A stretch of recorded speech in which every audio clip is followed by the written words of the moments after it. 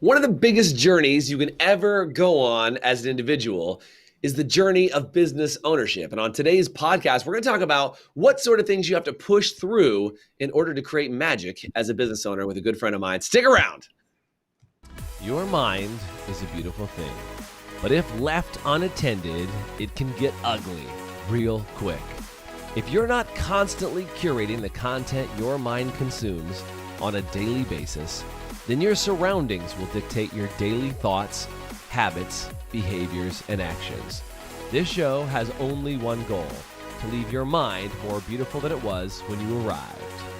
Welcome to the Beautiful Mind Show.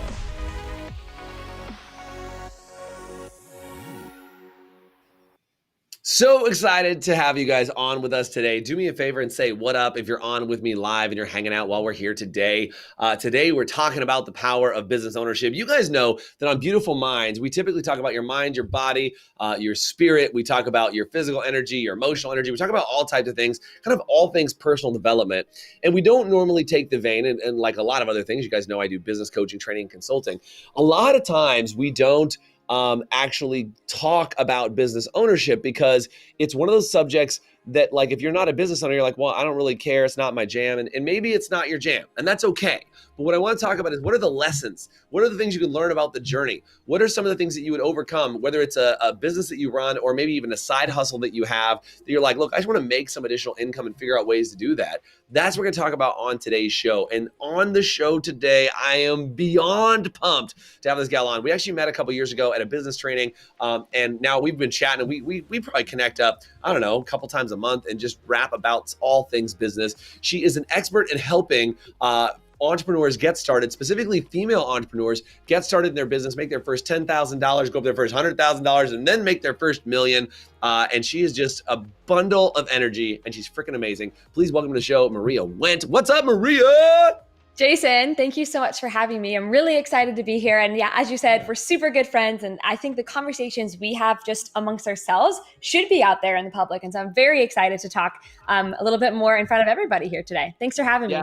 Yeah. And, I feel like, we have some good conversations back and forth about just where we're at and where we're going, what's going on. And I love the rawness of those conversations because we've been on the phone and punch each other in the face, not in like a I want to hurt you sort of way, but in a like, are you serious? Are you going to put up with that? Are you willing to stand for that? And it's gone both ways. And I just absolutely love that. And I think that's one of the conversations around business ownership that I think is super important. It is one of the most confrontive things you can do is say like, all right, I'm going to start a business on the side and see if I can make money, or I'm going to quit my job and start a business. Like, those things are bonkers. So talk to me just so people know about like how you help people go from like, I've thought about a business to like, now I'm running a business, because you kind of take people on this wild journey of business ownership. Yeah.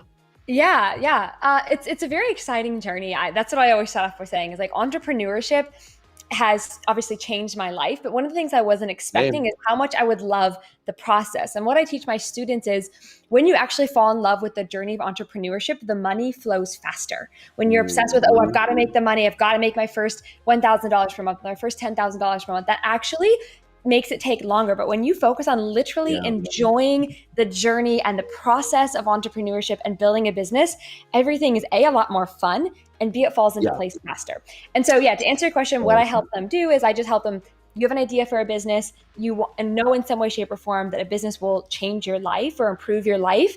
And I help you from the very beginning. Like, what does that look like? Let's get started. And then how can we scale it up so you can make more money? Yeah, and like I said, I know that some business owners watch this show. I know some non-business owners watch this show, and it's totally good no matter which realm you're in. And I'll say, man, my first business, so I don't know if I've ever shared this with you, Maria, but I'm fourth generation entrepreneur business owner, right? So like my parents, my grandparents, my great grandparents, like everybody had a business. So it wasn't super weird when I opened a business, but it's super weird in the sense of like school teaches you to go to school, get a job, do your thing. So I went to school, got a job, did my thing, and then but I always wanted to have a business. So I started a lot of side businesses, right? And some side businesses that did absolutely nothing. And if you've ever had a side business, comment side business, by the way. And if you're a business owner, comment business owner. I'd love to know. But like, I started a lot of side businesses, and I probably had 6 or 7 businesses before I had a business that was even functional besides like a hobby. But I think there's some really good things about treating your business like a hobby, because you're doing it for fun, right? And that's why hobby businesses can be exciting. So talk Yeah, to me well, about from like hobby business to real business. I think it's a great point because I think that at least in the world that I'm in, there's so much pressure to instantly be successful. Like, oh, I started a Holy business crap, and then true. like, and I can tell you, like, and I laugh now, but when I had my first month in business, I was genuinely surprised that I wasn't making $20,000 a month because I thought that that's what you did. I thought you start. I know, You right? and every other 20 something that exists, Ex- right? Like I was looking at this thing that was talking about like I was listening to this comedian. He said it'd be amazing if we went to war right now and we had a draft. All these life coaches and people who live in vans that are running around that think that you can just make 20 grand the first month are Yeah. not going to do so well in a draft. But to your point, that's kind of the expectation is like every startup founder or whatever, you're like, oh, I thought I could make $20,000 a month while I start my own business. Well, I was genuinely surprised when I did it. And I think a lot of people are because of all the like marketing messages out there. Yeah, totally. But what we know, and I think this is the point that I wanted to make because I think it's an important one. If I didn't have the characteristic of perseverance and I wasn't committed to having fun with it, I would have quit because it took me years to have my first $20,000 month. It really does, and we all know the stat, right? 95% of entrepreneurs quit in the first 5 years or whatever it is. If you're not having fun, you're not going to stick with it. Well, that's a really good point. Is like we kind of are in the world of marketing messages. Do you know what I'm saying? It's like I saw an ad. I don't know if you saw this. It might have been in a group that we're both in actually. But like I saw this ad and it said like how to get rock hard abs in 1 month or less without dieting, without exercise, and without pills. And it said take this Photoshop course and we'll teach you how to get rock hard abs in 30 days. But like we kind of live in this world that like everybody markets that. They're like, oh, ClickFunnels will tell you like you're only one funnel away from earning $1 million and you can earn it. Like who's the fastest person to earn $1 million? And it's like all these things that like you kind of get into that spot where everybody's focused on like, when do I get my million or when do I get my whatever? But how do you advise people to start a business? Like, how do you keep it so it's not focused on just the money? Like, what are the things that you do? It's a very good question. It's something that we constantly have to do like a self-assessment with because we're human. And so the money is important and it's good to start a business with wealth intent. I'll be the first to say it is good to start a business with wealth intent, but that's not what's going to sustain you in the long run. That's not what's going to keep you working at it for 10 years. I've really been at this little business for 8 years and it wasn't the money that kept me going. So when I can truthfully say, when I started my business, I really started to help people. Like I legitimately wanted to solve problems. Right. And I had this concept of serving others. And I was like, my goal was to help and solve one person's problem every day. So that could be answering a comment in a Facebook group. That could be sending somebody a message and reaching out. That could be, just doing whatever it might be. And so for 8 years, I've solved one person's problem every day. And the ripple effect, think about that over a period of 8 years, right? Like that's the impact. And that's why my audience is so large. And that's why my business is where I am now.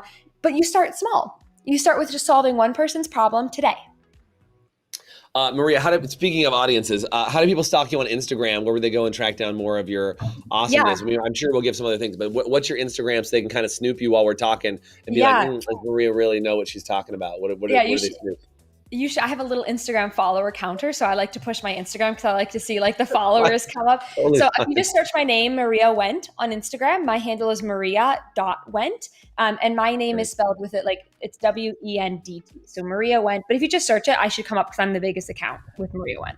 Rough deal. Yeah, there it is. Maria Wendt up on the screen. Just search Maria Wendt. You'll track her down and go check out her stuff. But what I love about how you teach, Maria, is like you've got some really just clean tools that are available to people and you do some great things. So thank you for being able to even come on and share.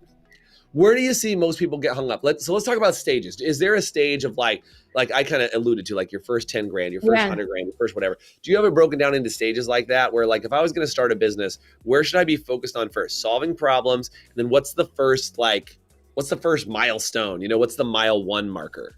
Yeah, it's a really, really good question. So I like to think of it because for me, the way I think about it, especially because I work with so many people who are starting businesses, it's all about keeping you in the game, right? Like keeping you in the game of entrepreneurship. If I can keep you in the game for 2 years, I just know you're going to find success. If I can keep you in the game for 5 years, I just know you're going to be more successful. Yeah, you have to. Because I think to your point, people do fall out like 1 to 3 months, either with a blown expectation of like, why don't I have my rock hard abs and why am I not a millionaire yet in my first month of business? I thought my political t-shirts were going to be the thing that like broke me out. and I just saw somebody say, I literally saw a TikTok that was like, this guy's making $32,000 a month on running these cheesy political t-shirts. And they're like, you can too. And I was like, oh, sweet. I wish everybody knew that, like, sometimes you do have a breakout success on something. Yeah. Right? Like that is possible, but it's not always the reality. No, right? It's not. And so to answer your question, the way I think about it is in stages, right? So like the first 6 months as an entrepreneur, that's a little hurdle, like, to get over, right? Then just time spent 6 months. Literally just exactly like just the first 6 months of an entrepreneur, like, you have so much self-doubt, you have so much mental, it's like being a teenager. You're literally like a teenager. Like, everything is like ramped up emotions wise. Like, it's just a lot. Your business hormones are all over the place. Business hormones are all over the place, and you're not thinking rationally, and everything's dramatic and the end of the world and a big deal. And the person you're mad at the most is me, right? I'm like the parent in this situation. It's all my fault. So getting you past the 6 month hurdle, and then again, the year, right? Same exact thing. You've been doing it for a year. You're definitely not where you want to be, because let me tell you, you're never where you want to be after 1 year. So you got to stick past that year. Then you hit the 2 month or the 2 year hurdle, and then like the 5 year hurdle. That's a really big one. And then almost like you're married, it's the 7 year hurdle, and then I'm assuming there'll be, I don't know, I've not been in business for 10 years, but I'm assuming there's going to be another thing at the 10-year mark. And there is. I mean, I've owned this company for 12 years, and I've owned businesses since I was 19. So that's 21 years of entrepreneurship for me. Yeah. And it is, I mean, to your point, there really are those thresholds. I mean, I'm thinking of other people right now. Like, I know people who like started a business, wrote a book, or did a thing, started a course, or did something, and then they like generated zero income for their first like 3 months, and they're still trying to figure it out because they're still building a thing or doing whatever, and like they wrote a course or put a guidebook together or did something. And I think it's just sometimes staying in it. And what do you think are important for those first 6 months to that first 2 years? What are the 2 or 3 things that people need to focus on in the initial phase of that? Yeah, super good question. Number one, their mindset, like literally like developing their mind to have the resilience to stay in the game longer. And so part of that looks like understanding the difference between scarcity and abundance. Most people who start, they're stuck in scarcity mode. They're in desperation mode. Oh my God, I have to have clients. My business has to be a success, and it has to happen now or it's never going to happen. And when I say it like that, you feel the frenzy, like you feel that frenetic energy coming across. So number one is your mindset. Like, I'm that guy, by the way. I'm almost always that frenetic energy guy. That's like, I gotta get it done. Like I legit was I joined a chamber of commerce when I first started the business. And I remember somebody coming up to me and they said, oh, you're a hunter. And I was like, what are you talking about? And the Chamber of Commerce, they're all like chill, just, they've been around for 100 years, nobody, just doing their thing. And they were like, well, you like want to close a deal like today. Like, you're trying to like make money right now. And like, that's a hunter mentality, is you're just going to kill something and eat it. Yeah. And to your point, it is like, I think that is that initial phase of business ownership, is like, you're just so hungry for it. You're willing to kill anything to eat. Yeah. And it's not bad. It's not bad, but it has to be properly channeled, right? Because properly channeled, that will get you really far. Yeah. It has to be properly channeled. So first thing is mindset. Second thing is really start solving problems. You were saying that was a big one. Yeah, most people's offers don't actually solve problems. And so they're trying to create a demand rather than just solve an existing problem. Like, do some market research and make sure that what you're offering is actually going to solve a problem for someone, and they're going to pay for it. Because you're going to cut down on so much marketing, and you're going to see so much results faster if you're actually creating an offer that solves a problem for someone. It's a really good point, because I think people actually, and I agree with you when I say this, it might sound like I don't, but I think people are after solving a problem when they're doing it the wrong way. They're just trying to solve their problem instead of the client's problem. Yeah, exactly. Right? Like, the problem is, I need to eat, I need this business to be successful, I need to sell something, so I'm trying to solve my problem. But if you flip that around and say, hey, Maria, do you have a problem that I can solve? That would be worth the time. And I love your attitude about it. I haven't heard you say that before in all the things we've done together. I haven't heard you say like, I just want to solve one problem a day, because it really does make a big difference when you're like, I just want to solve somebody's problem, and like, I'm going to trust that the money's going to flow behind it. And it does. Like, let me tell you, the money flows so much faster when you do that. And you build such a, like, I have a very fantastic reputation in my circles because of that problem solving attitude for 8 years. Like, you can't help but become a pillar in your industry because of that. Right. Yeah. And then the third thing that I would say I think you should do is just start creating content. Like, people don't create enough good, helpful content. And I think they really struggle to create an audience because of that. And I'm talking like the real content. Like, don't put quotes on a Canva graphic, because that's just you being a channel for somebody else's voice. Like, literally sit there and create your own helpful content and put it out there, and you're not and be detached from the outcome. Like, you might not get a bunch of reaction on it right away, but just create it anyways. And I always say, like, when I post a piece of content, the energy that I put around it is, if one person reads this content, doesn't even like it or doesn't even leave a comment, but walks away changed, I'll have done my job. I think, again, to your point, there's these blown expectations, right? Of people saying, I'm going to hit my first, like, I remember asking people, like, how'd you get to your first 1 million subscribers on YouTube? I was on this cruise with a whole bunch of YouTubers, and I was like, oh, I'm going to ask this question. How'd you hit your first 1 million subs? And literally, of this entire room of like super famous YouTubers, all of them were like, none of us are at 1 million subs. And I'm like, what? Like, I would have thought everybody on this whole thing was like 1 million subs. And they were like, no, we have very large businesses and we're at like 500,000 subs or 200,000 subs or whatever. And I think it's that blown reality of like, everybody gets hundreds of comments or, dozens of followers and all that stuff. And it's like, if you were running a business, and I think we get a warped perspective from social media. If I was having a conversation, if I stepped outside my office right now and just started talking about business coaching and content and like, helping people, and all of a sudden 20 people showed up out of nowhere to listen to me, and they were like sitting there listening to everything I said, I'd be like, this is magic. Like, what craziness is this? And if like 100 of them showed up, I'd be like, oh my God, this is crazy. Like, I just stepped outside and 100 people showed up. But online, it's like you post something and you're like, only 10 people looked at it. Only 100 people looked at it. What's wrong with me? Because you're comparing yourself to like Dwayne "The Rock" Johnson and like having like 100 million followers or whatever. And you're like, why am I not there yet? And it can be so socially and mentally defeating. But if your focus is on like, how big am I and what do I do? It's the wrong thing. So I love that idea of the service of one. Well, to add to that, like, this is something that I've learned, where it's like, you can either share content and help from a place of ego, which will always drain you. If you're in it for your ego, you will always be drained. You will always look and be resentful that you only have 20 likes on that piece of content, or resentful that nobody left a comment or whatever it might be. But when you show up with your ego fully set aside, and it's just with a true heart to serve, which I can honestly say I've always had, then even if nobody comments on it, you're not worried. And you're actually energized because you're in it to help other people. I love that. By the way, if this has been super helpful, do me a favor and comment helpful in the chat. I want to make sure you guys are getting some value out of this. And we've got to take a quick commercial break because I totally forgot to do this earlier. So I'm running a little behind on my commercials. But when we come back, I want to ask Maria, what are some of the top tips for starting a new business? What would you do? How would you figure it out? And how do you know? And I think we stay on the same vein, Maria, is like when your ego's checked, like, oh, I wanted to get into selling this because it's going to make the most money, versus starting the right type of business. Talk about that when we come back right after this quick commercial break. We'll be right back. Would you like to have an even more beautiful mind? Well, we'd like you to have one, and we actually created a 7-day Beautiful Minds Challenge, which is a little bit of a choose your own adventure challenge for just 7 days. And I really think you can do anything for 7 days.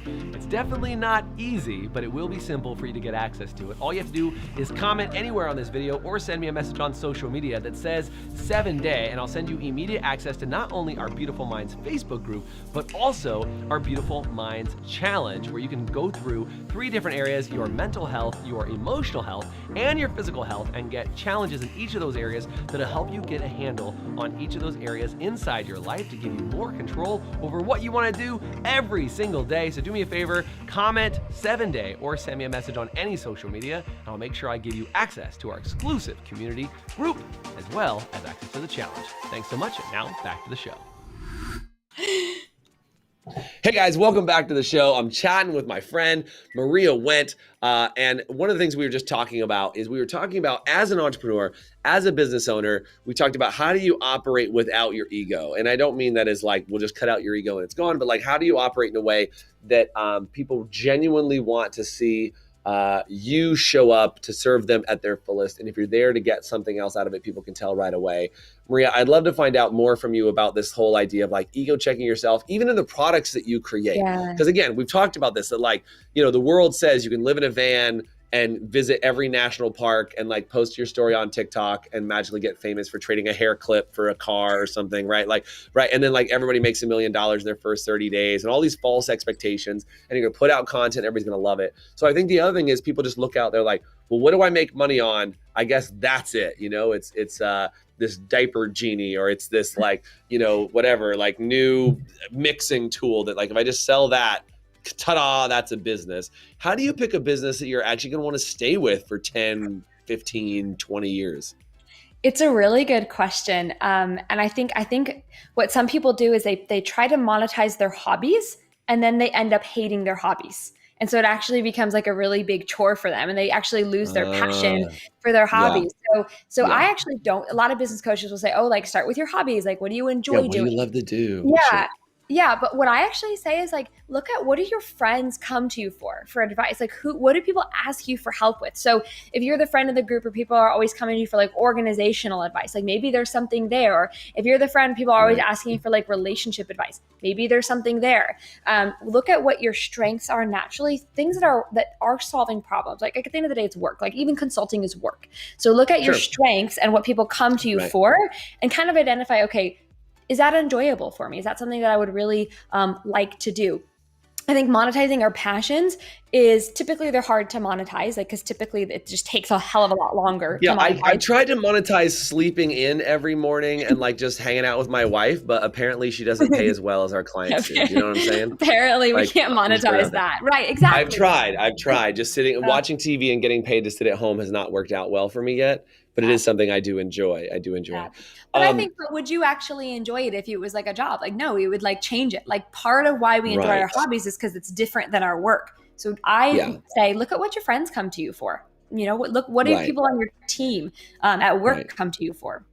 Yeah, that's a really good point. I think it's like, where do you have talents and gifts in an area, not just like, what do you enjoy doing? And I think that's a really interesting point, right? Is like, people have always asked me like, how did you know you were going to be a coach or something? And I was like, well, I didn't. Like, there was no like, business coaching class or being a speaker class. They don't teach you any of that stuff.